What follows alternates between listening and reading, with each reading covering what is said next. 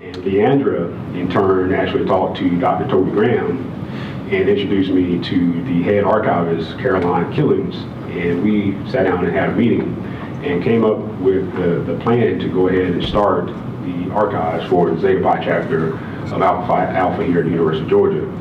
And for one thing, I wanted to kind of point out the power of social media and how close you are to people, even though you're not physically close to them. So it was a divine intervention, I would say, that Leandra and I had the conversation.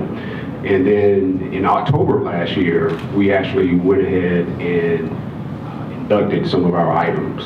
And at that point, we became the first Greek-led organization, not just Black or not just Fraternity, organization here at the University of Georgia to have an official archives with the Special Collections Library. So with that being said, I can tell you more of that story, but I wanted to thank Leandra, thank Caroline, thank Toby, and thank the reunion committee and all the alumni for going down that path and opening up the door for us to have the opportunity to archive our information. It is for perpetuity, it's forever.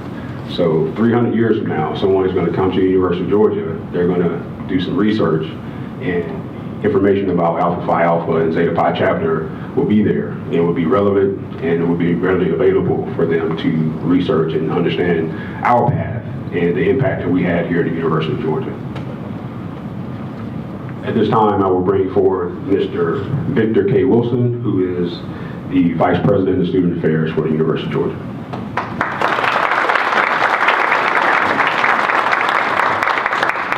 Good afternoon. Many thanks to the Zeta Pi chapter of Alpha Phi Alpha Fraternity for having me here this afternoon.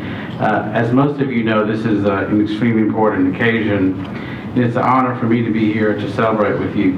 On behalf of the University of Georgia, I welcome you to our special campus, UGA, and to this beautiful Special Collections Library. And I hope you're having a wonderful 45th reunion weekend. The Zeta Pi chapter has an outstanding history and legacy here at the University of Georgia.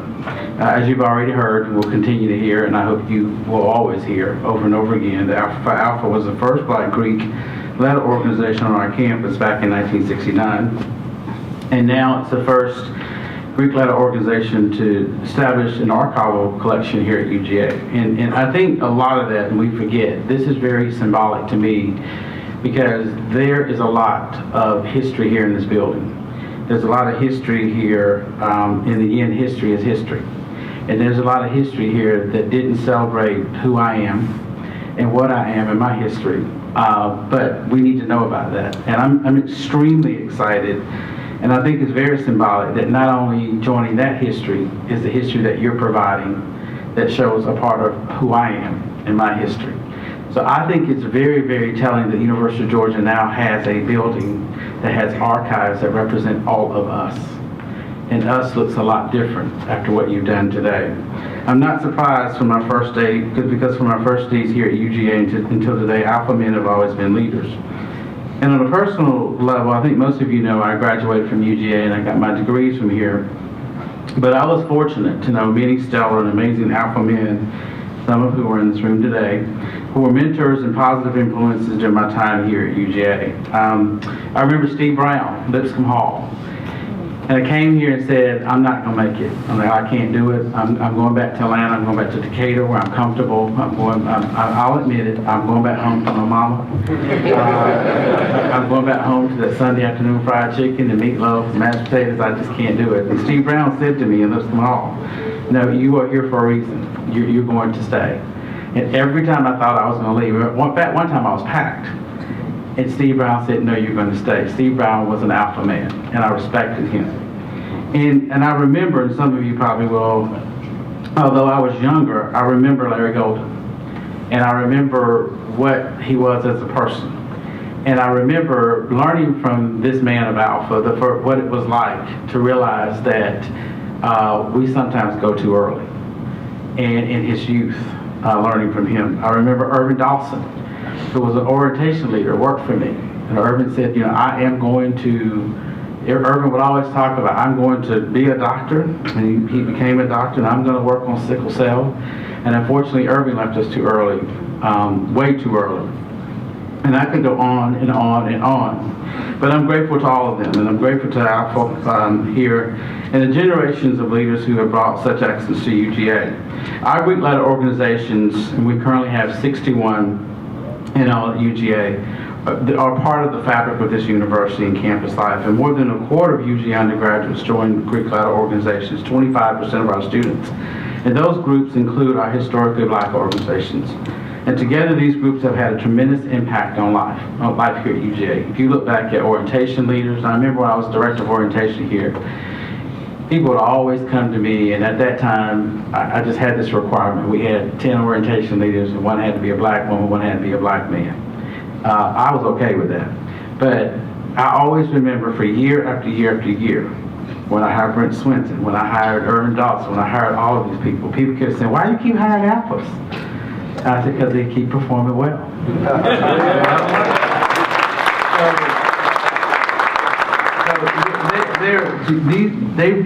Your group has had a tremendous impact on campus life here and building character and community. Graduates of these groups have had an amazing impact on our state and the world in every field.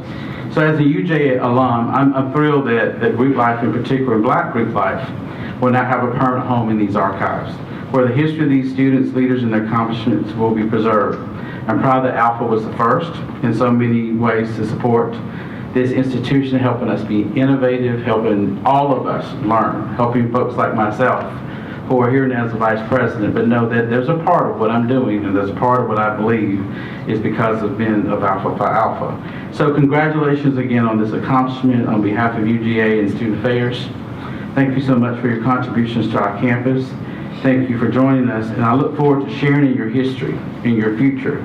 Can't say I will be here when you celebrate 45 years from your 90th. I hope I will be here. As I told Mimi, I'm never leaving again. This is my last time back in Athens. But I will continue. One thing that I will say, I will continue to expect great things from Alpha Phi Alpha because you have done it, and I know that you will do it again. So thank you very much, and congratulations on your celebration this weekend.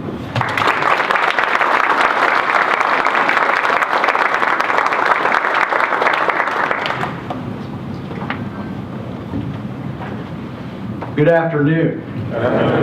Beautiful day in Athens, Georgia, isn't it? And it is a banner day for the University of Georgia Libraries because of what you all are doing here today, and we appreciate it. And on behalf of the University of Georgia Libraries, we welcome you. We are so glad that you're here. I want to extend a special welcome to the Alpha Phi Alpha President, Mark Tillman, who's with us today, and UGA Vice President Victor Wilson, the Chapter President here. And I know that we've got some of the Zeta Pi Pearls with us today, Eddie Cheeks and Alonzo Wilson and Wilson Morgan. And we do appreciate all of the brotherhood and all of the guests that are here with us at the Special Collections building today. And thank you to Gabriel Fortson, who has done so much to make this possible.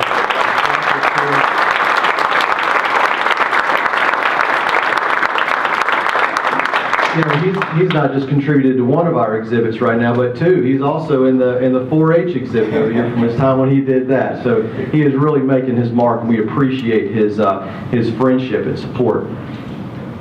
45 years ago, 7 men made history at the University of Georgia.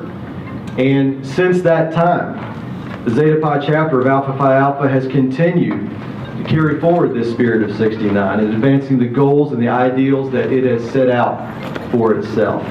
We're so pleased and proud to provide a home for the archives of this chapter. And the University of Georgia Libraries, thank you for the trust that you have put in us. Your organization has a history of being the first among firsts. And so it's very appropriate, as it's been said, that you're also the first to establish a Greek letter organization archive at the University of Georgia. This is an archive that will outlive all of us. It will be here for posterity, and it will be used to tell the story of what your organization has done. It becomes part of the official record of the University of Georgia, the official record of the state of Georgia, and of our nation. I've been asked, well, how do we have access to this archive? You know, we always have a a list of things, a long line of things that we have to work on before we can make them all available. But in the pattern of you all being the first of first, Caroline Killens moved you up to the first of the line. And so I'm pleased to be able to tell you that she and her staff have already arranged and described the collection. It is available. It is open for research. There is an inventory of the material that's available online that people can find from anywhere they are in the world. They have access to the internet and they can request to see the materials that are here at the university, and they can come and do that. And so we invite you to do that, and it will be open to the general public. Mr. Fortson has asked me to tell you a little bit more about this place, the home to your archive, and the work that we do here. The Richard B. Russell building, this facility that we're in right now, is the home to the University of Georgia's 3 special collections libraries, and those are the Harvard Rare Book and Manuscript Library, which includes the University Archives, the Russell Library for Political Research and Study, and the Walter J. Brown Media Archive and Peabody Awards Collection. And collectively, you know, this assemblage of material is the university system's largest holdings of distinguished books and manuscripts, original documents, and media. Nationally, it ranks by volume 13th in terms of archival material. It ranks 3rd nationally in volume of media material, moving images and sound, after only the Library of Congress and UCLA. And its foundation, you advance the slide for me there, David. The foundation, which we're sitting on top of now, is a 30,000 square foot storage vault that is capable, and it's 35 feet high, and it's capable of storing the equivalent of 4 million volumes of books. Most of what's down there is not books, it's archival collections, and so another way to put it is 220,000 cubic feet of archives, like the Alpha Phi Alpha archive. A cubic foot is a box, banker's box. So we have down there, a room to grow our collection. We have state-of-the-art security, and fire suppression, and climate control that will make sure that we can take care of these collections for many, many years to come. But the facility is not merely a repository. It's a learning environment, and it's a place where people come from all over the country and all over the world to conduct research using the original materials that we have here. During this building's 2 years of operation, we welcome researchers from 47 different states who have come here to conduct research, from about a dozen other countries who have come here, and are contributing to scholarship and learning that's happening here at the University of Georgia, but also around the state and nationally. You can advance the slide, please.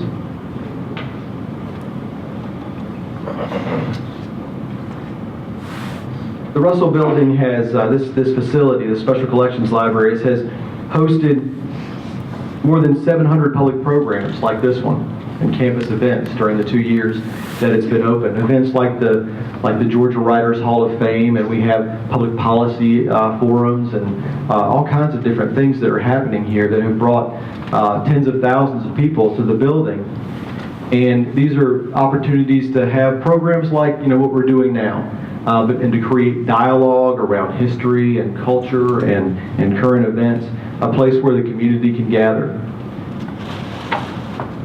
And we have exhibit halls. We've essentially built into this building a museum, a place where people can come and learn a bit about Georgia history and culture, and about broadcast history. We welcomed about 45,000 people to our exhibits since we opened. We have hosted every 8th grader from Clark County schools for the past 2 years in a row as a part of their 8th grade Georgia studies, and want to continue to do more of this kind of work. And we have built classrooms into this library. And one of the results of that is that we have students who are coming here every day. We have had over 400 class meetings that have taken place in this building, where faculty are incorporating original documents into their teaching. This is Professor Serbu, who's using the papers of William Few, one of the 2 signers of the United States Constitution. but also people like Barbara McGaskill, who have classes she calls Reacting to the Past, where her students come and they study events in history and then sort of replay them, such as the integration of the University of Georgia in 1961. But it's resulting in a huge increase in the use of our archives by UGA undergraduates, which is a wonderful and transformative thing to see. Next slide, please. So another thing that we do here is we use the opportunity to stage innovative digital projects. And while we have had, as I mentioned, 45,000 people who've come here, every year we have about 12 million page views of our online presence as we digitize content and we push that out and we extend the reach of this building, and our Digital Library of Georgia is used by every community in our state, and it's used by every state in the nation and many other countries. One of the projects that we have is called the Civil Rights Digital Library, and this is a national effort based here at the University of Georgia, where we partnered with over 200 libraries and archives and museums and public broadcasters across America to provide what is the most ambitious and comprehensive online collection of educational materials related to the African American Civil Rights Movement, and we continue to push that sort of project forward. Lastly, I just want to show you a clip.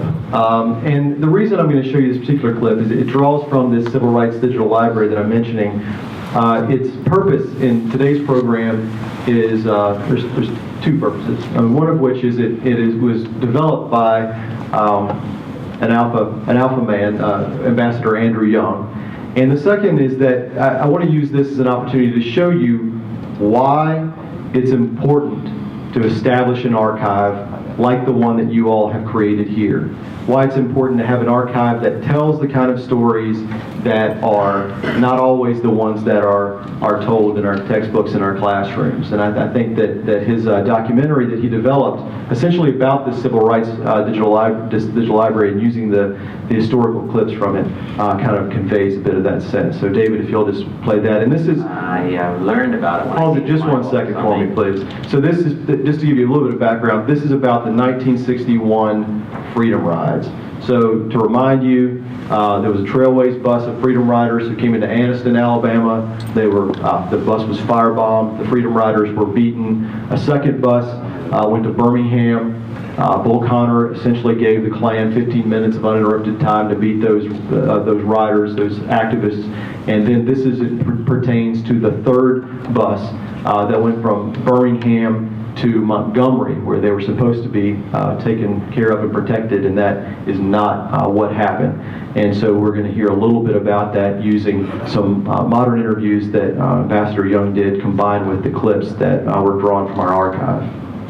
I learned about it when I came to my office on a Monday morning that there had been a bus burning. And Bobby Kennedy has suggested there should be a cooling off period. Frankly, I was not a great admirer of Robert Kennedy.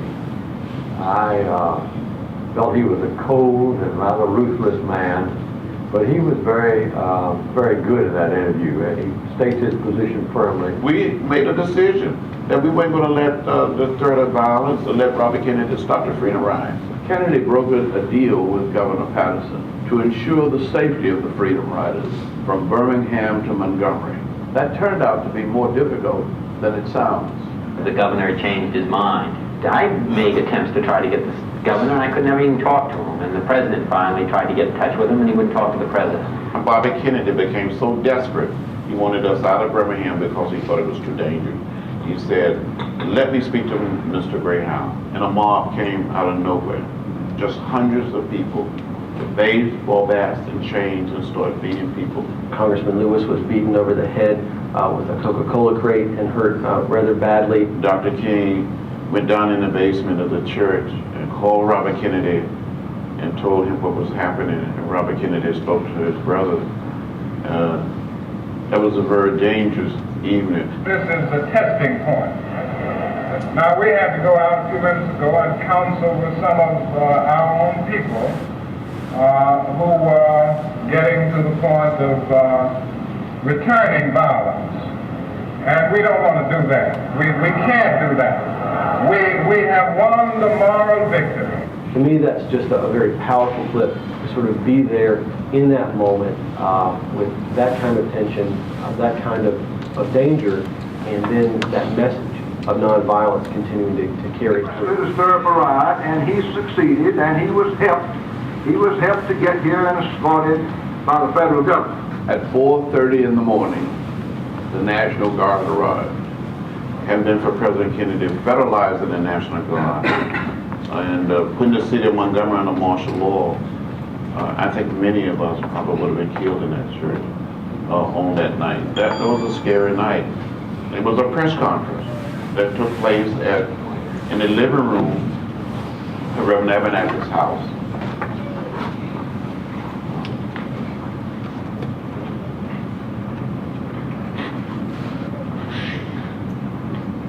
We think we are rendering a great service to our nation, for this is not a struggle for ourselves alone, it is a struggle to save the soul of America. I remember sitting there with Dr. King and Reverend Abernathy. We met at this long table and had this press conference. The time is always right to do right. When we hear Dr. King say the time is always right to do right, he has claimed the moral high ground. The Freedom Ride continued to Jackson, Mississippi, but the riders were jailed as they got off the bus. They never made it to New Orleans. The Freedom Ride was over. When I showed this clip at an event in Atlanta, there was a gentleman who stood up afterwards and he said, my name's Charles Pearson, and I was actually one of the men who was on that bus in Birmingham. And he said, when I saw Congressman Lewis break up, that had that effect on me. And one of the messages that had for me was this history, is with us. Your history is with us. And it also matters to all the young people who are not part of that original history. We need to do everything we can to make it as vivid and as relevant as we can for them so that they have that kind of understanding. And we've seen through the projects that we do here, the amount of learning, the power of the learning that takes place when you connect people to archives like yours. It matters. It matters a great deal. So I want to thank you again. I want to invite all of you to consider this place a home to you. I hope that you will return here many times to visit the collection, to visit us, that you will send folks here to take tours and just to consider this a place where you are extremely welcome and a place where we want to continue to build on your history. And I would invite you, if you have materials that are related to the history of the organization, or if you have other things that you think this would be the right home for them, I'd love to talk to you about that. So I hope you have a wonderful rest of your event. And again, on behalf of the University of Georgia Libraries, we appreciate it.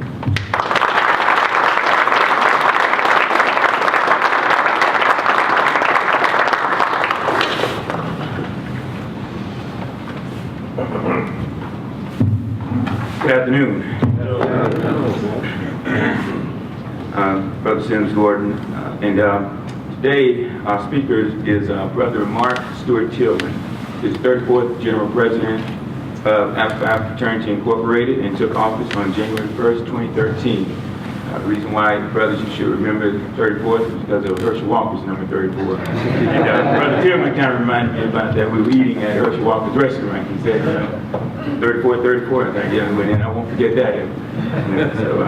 But Brother Tillman has already taken on a monumental task of getting us back on the right track, and he has done a yeoman's job of dealing with any challenge that he's faced so far in Alpha. And I think any of you who've been following his career as our General President so far will recognize that fact, and he will definitely go down as one of the better presidents that we've had in the general office. He has a few tenets that he focuses on, and he offers leadership and encompasses integrity, humility, commitment, motivation, versatility, accountability, and dedication as he endeavors to maintain Alpha's brand. Brother Tillman was initiated on November 22nd, 1985, Fraternity Pi Chapter and that's located on Dillard University's campus. And who is President of Dillard University? Right, Zeta Pi.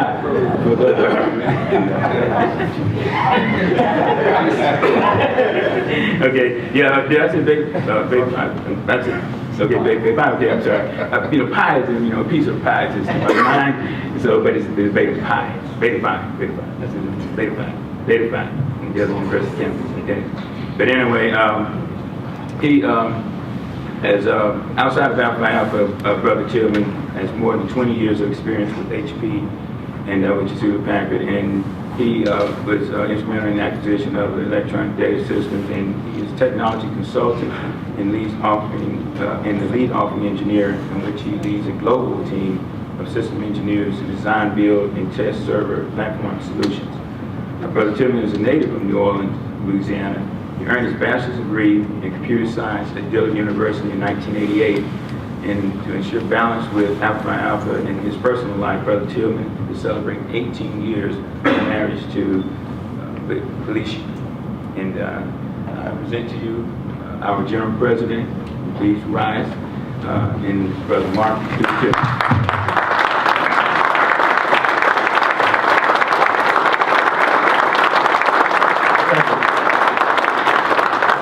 Good afternoon.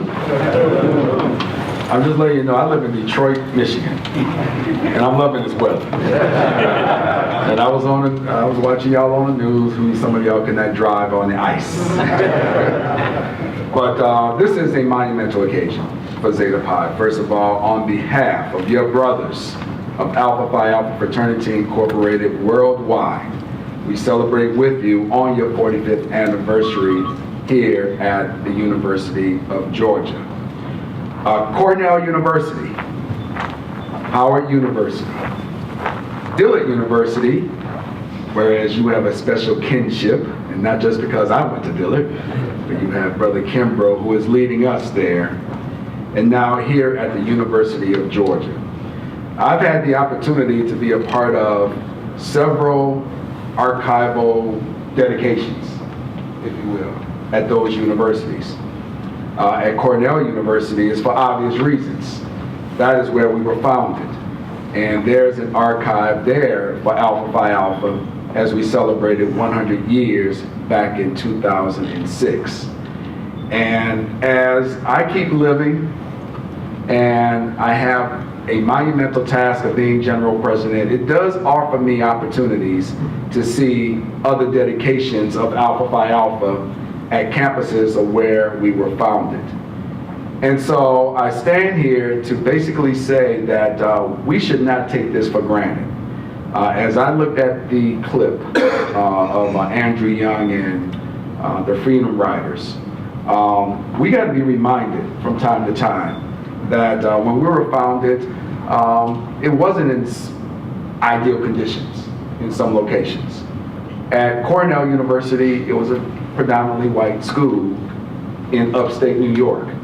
And if any of you have ever been to Ithaca, New York, you will sometimes have to sit back and say, how were we even founded, much less expanded to areas like a Howard, like a Dillard, and like a University of Georgia. And I just have to say that it's an amazing feat that we were able to still be around and expand to many, many universities. I would like to say congratulations to the Pearls. And do we have any AKs in the room? Any AKs? Raise your hand. Let me just say, we did not mean to steal your name, Pearl.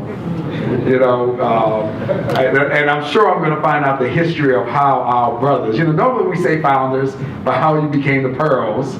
You can use Jews, I understand, but every time I hear the Pearls, I can't help but to think about my sisters of AKA. But I'm sure that there is a story of how you all became a Pearl. But look at what you started. And think about when Alpha Phi Alpha was 45 years old. We still had a few Jews alive to see that occasion. And now you're here to still see Zeta Pi thriving here on this campus. And that's a testament to your forethought of being a founder of this chapter here at this school, to expand the mission of Alpha Phi Alpha, to develop leaders, to promote brotherhood and academic excellence, and to advocate for our communities, all communities, whether it's at UGA or Ithaca, New York, or even New Orleans, Louisiana. Where are my current brothers of Zeta Pi? Current brothers. All right, please, in fact, please stand and come to the front.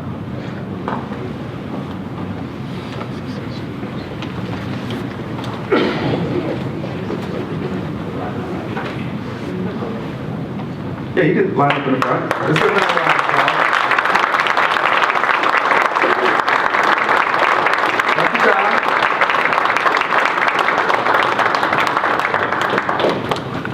I want the audience to see who are the current keepers of the flame here at this university, because they have a monumental task.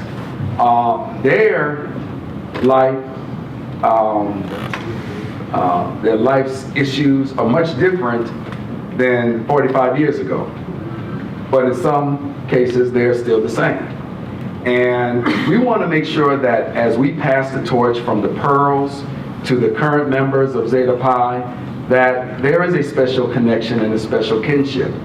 And the fact that the university, and understand, universities do not dedicate archival material just because. There have been many organizations that have come and gone that do not have a place on their campus for all to see. We do.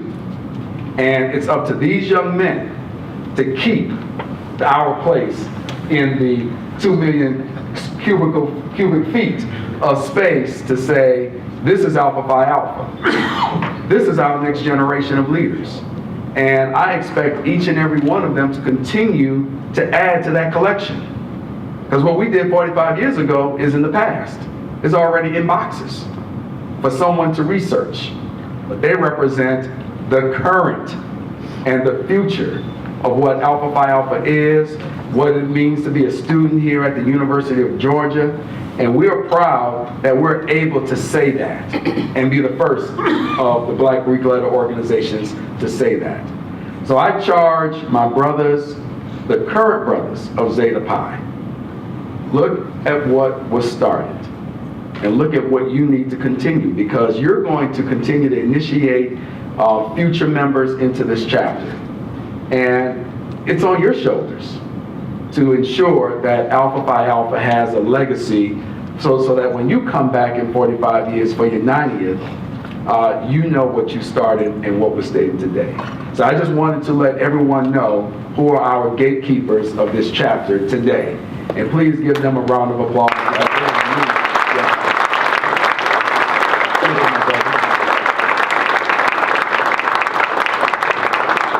In closing, I just want to state that I am proud to be here. I am proud to be a general president. And I always find it fascinating to celebrate chapter anniversaries, whether it's a 5-year or a 20-year, 100-year, and even something as odd as 45 years. It is always great to see what Alpha means to my brothers, to the community at large, to our partners on university campuses, because we understand that it's a privilege to be at your university. And it's a privilege that Alpha Phi Alpha does not take lightly. And so we thank you on behalf of the fraternity. I want to thank the guests for being here. Alpha Phi Alpha is special to us. Zeta Pi chapter is special to my brothers here. I crossed that Beta Phi, so I understand, all the issues with pies and pies. And we have a Zeta Pi, a UGA alum, who is the president of Dillard University and Dr. Walter Kimbrough. And we're proud of him because he is shepherding a post-Katrina world at Dillard. But we appreciate the leadership that he has been providing. So I feel a special kinship. You have the leader of Dillard, who is from here, and the leader of Alpha, who is at the school that is being led by one of you. That is a special kinship. And my brothers, again, congratulations, and enjoy the rest of your weekend as you celebrate number 45. Thank you.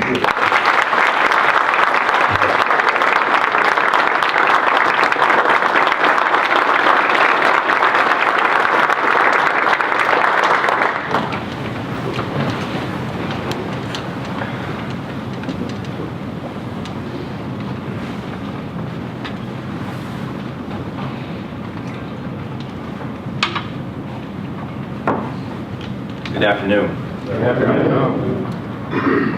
My name is Ron Jones. I pledge Spring 92 Zeta Pi Chapter of Alpha Phi Fraternity. Today, on behalf of our alumni, I bring you greetings to the brothers, our girls, and guests. When we speak of founders, we stop to think of founders of our nation. Even from a fraternal sense, and brothers understand this, we talk about Greek founders. We talk about Robert E. Lee, one of the founders of Kappa Alpha Order. But today, we're going to recognize one of our own founders. We're going to recognize 7 founders. Because it's in the foundation that you build from. As it was already stated by Mr. Grant here, we're sitting on a foundation literally of 3 stories of vault space to archive our history. I thank Brother Fortson for his hard work and diligence in having the vision to see today and to bring it to pass. Because it's not easy to take on a new endeavor. The hurdles, the obstacles, challenges, things unforeseen. But down in your heart, you know there's something greater. You realize that there's something bigger than yourself. It's no longer just about you. It's about an ideal. It's about a concept. As we talked about Gamma Phi, Zeta Pi, actually we are Zeta Eta, as initially stated in our name from our national headquarters. But when we talk about our history and knowing our history, God has something different in store. For whatever reason, we were blessed with the name Zeta Pi. Zeta, as many of you know, has its origins in the Greek alphabet. And that name Zeta, representing the mathematical number 7, is special to all alpha men. For those in the body of Christ, it's special to us. But that on that 7th day is where we find rest. But in that rest, prior to was the creation. And it's in that creation is where we start our journey. And the name pi, an irrational number, not evenly divided as a fraction, has been studied and researched for thousands of years. Similar to Zeta Pi. Today, we will make permanent the effort started by 7 men. Eddie Cheeks, Alan Jackson, Richard Morgan, Benny Robertson, Michael Stover, Russell Williams, Omega Chapter, and lastly, Alonzo Wilson. That is why we're here. For their forethought, for their perseverance, for their brotherhood. Gentlemen, we thank you.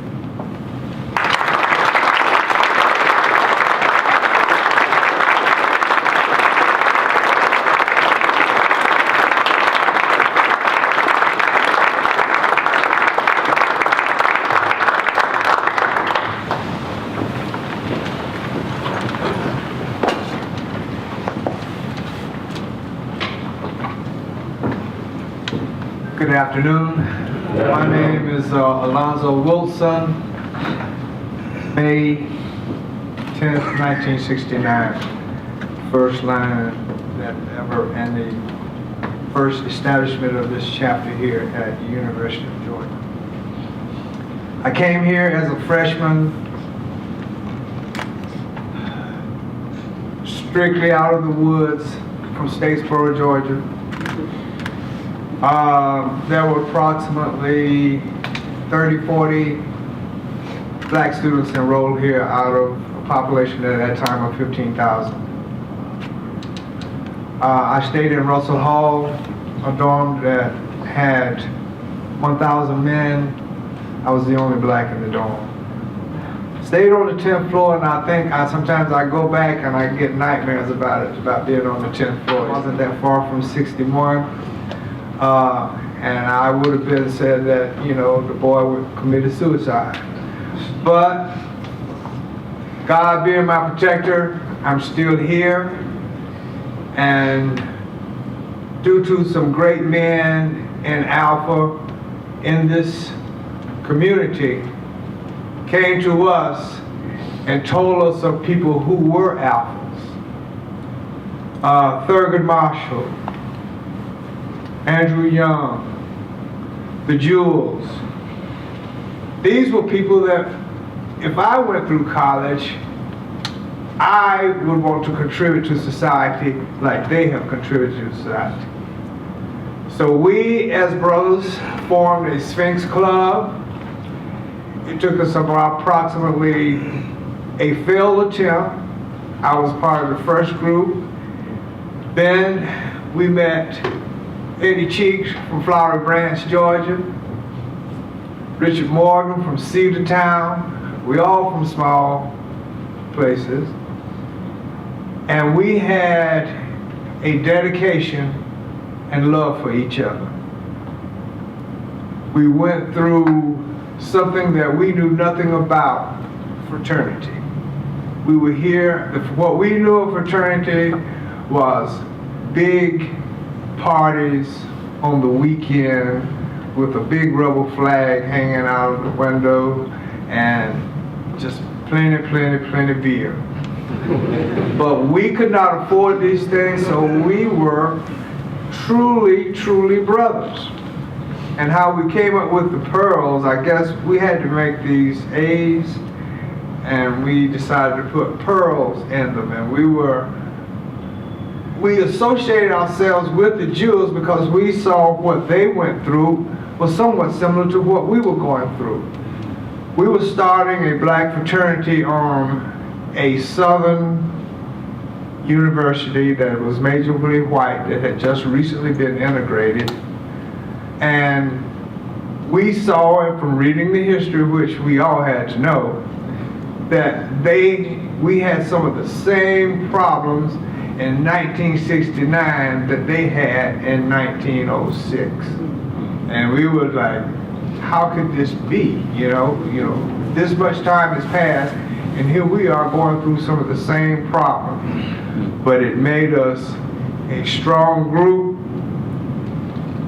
We did a lot of things, and because I guess I had been probably the first one to come up to it, this being approached by these people from Athens in the first group that they tried to establish a chapter here. But it was paperwork that we knew nothing about, going back and forth about. They were actually afraid that these guys might get really seriously injured, you know, trying to start this chapter there. But as always, with God's help, we are here. And I said, on May 10th, we formed this chapter, and we had no idea. Gentlemen, I'm telling you, you don't know how to see you all and to see the positions that you hold. We didn't do too bad. We were doctors and pharmacists and educators, but to see here some of you all being now head of companies and CEOs of this and CEOs of that, and man, we were just trying to get out of this university with a degree.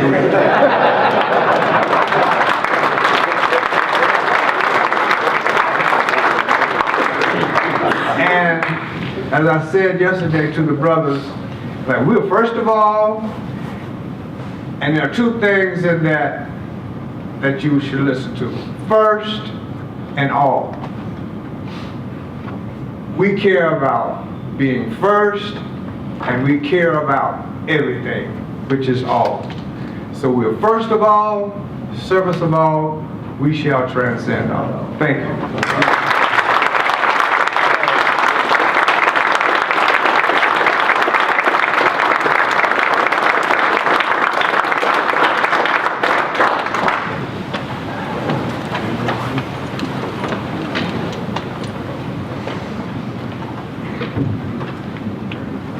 Good afternoon. My name is Andre Sutton. I'm the current president of the Zeta Pi chapter, Fall 11 initiate into the chapter. And I'm here to speak on the chapter's commitment to the archives. And I think that this archive couldn't have come at a more perfect time. Since I've been in the chapter since Fall 11, we've had a lot of conversations about our history and different things and different natures of those types of things. So to just have all of this history in one place means so much to us.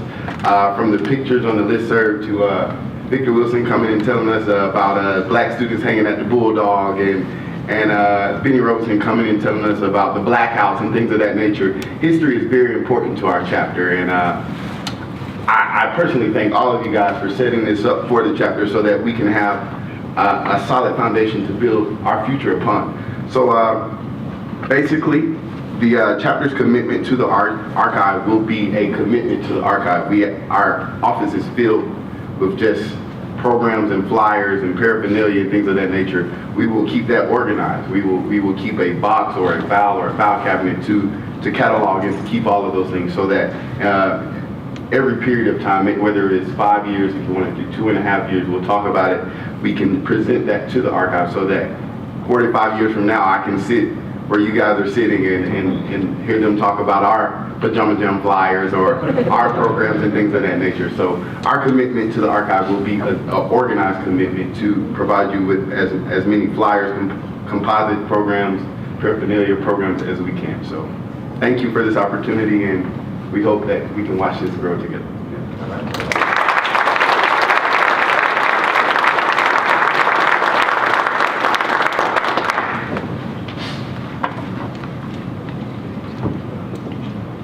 I'd like to thank everyone on the program today. This is really, like I said, a momentous occasion, and want to do a couple things though before we close. We talked about being first. We talked about being community oriented. We talked about a lot of the things that we do as alphas, and specifically a lot of the things that we've done here at Zeta Pi. But one of the things that we've done, and it came by way of brotherhood that we committed ourselves to, brotherhood that we took the charge to become a part of. In 1978, one of our brothers, Larry Leroy Golden, from Savannah, Georgia, he was a very instrumental person in helping the chapter grow, very instrumental in being part of the Athens community, outreach, and also helping out youth in the city of Athens. And he passed away in 1978. In 1979, his line brothers actually went to University of Georgia and established an endowment in his name. And behind you see the original document that the brother signed.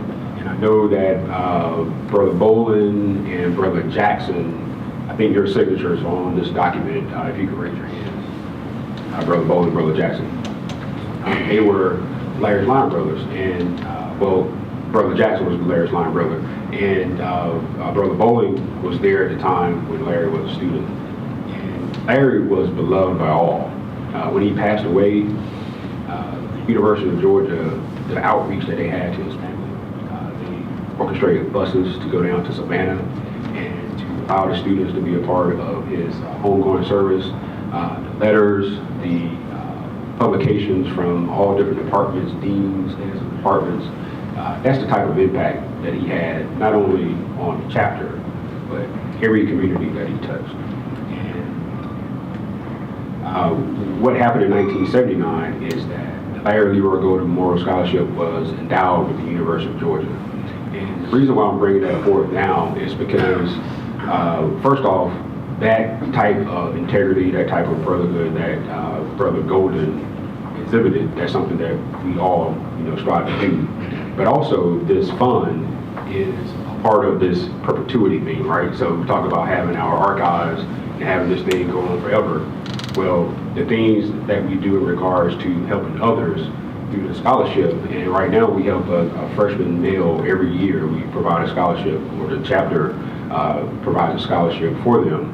And we need to make sure that we do everything that we can to highlight the scholarship and to make sure that others outside of this circle understanding the scholarship exists, because we're not the only ones that can donate to the scholarship, right? We want to make sure everybody who can donate to it and contribute to it help us grow it, so that we can continue to help young men and grow and become the next leaders. And with that being said, we actually have four of Brother Golden's siblings in the audience, and I want to introduce them if they wouldn't mind. Miss Richardine Golden Anderson.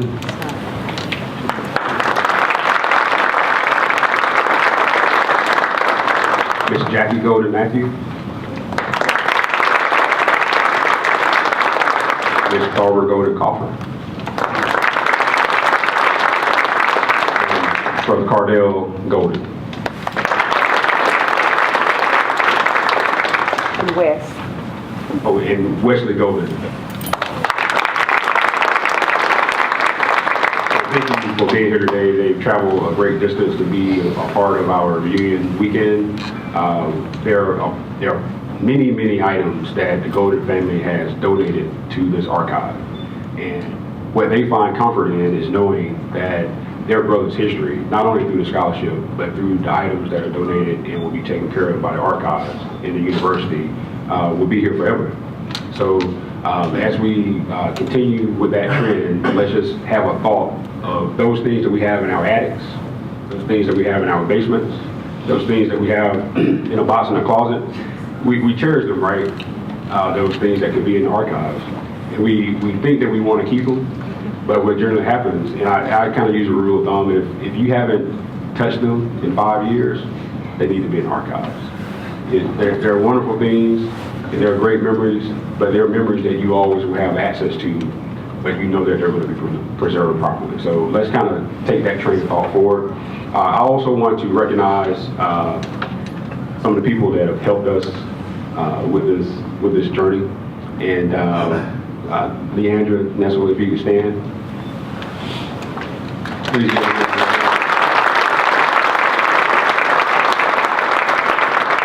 Caroline Killings, she's the head archivist here. And I want to make sure that they are recognized, because we're going to, be able to work with them in the future. And they're our advocates. We have allies here within the Special Collections Library, and we want to make sure that we continue to nurture those relationships. Want to thank all of our guests and audience, all of the wives, especially you brothers, for being here and coming to celebrate with us with the Union General President. Thank you so much for being here. It's an honor to have you on the program. Toby, Victor, we really appreciate the dedication that you guys have shown to the university and how that actually spills over to organizations like Alpha Phi Alpha. So with that being said, if there's nothing else on the docket, I would like to thank you for being here. And that, just a house-fitting procedure. The bus will make 2 trips back to the Georgia Center. If you would like to look at the exhibits, you may want to take the second bus. If you want to just go on back to the center and start preparing for the picnic, please take the first bus. That will allow those who want to look at the exhibits, our exhibits, and the other exhibits in the Special Collections Library to do that. At around 2 to 2:15, the bus will leave the Georgia Center for Lake Herrick for the picnic. So that will give you a chance to flow. And those of you who do not know where Lake Herrick is, everybody, I think all the Alpha brothers know where the intramural field. There's a parking deck at the intramural field, and Lake Herrick is directly behind the parking deck. Thank you so much for coming. You have been lovely. Thank you, Brother Barry. And last thing, if everybody could stand, brothers, let's end this with a fraternity prayer. But one caveat, no call and response at the end, if you don't mind. Okay? Bow our heads. Oh Lord, may the true spirit of eternity rule our hearts, guide our thoughts, and control our lives, so that we may become through the service of all. Amen. A5.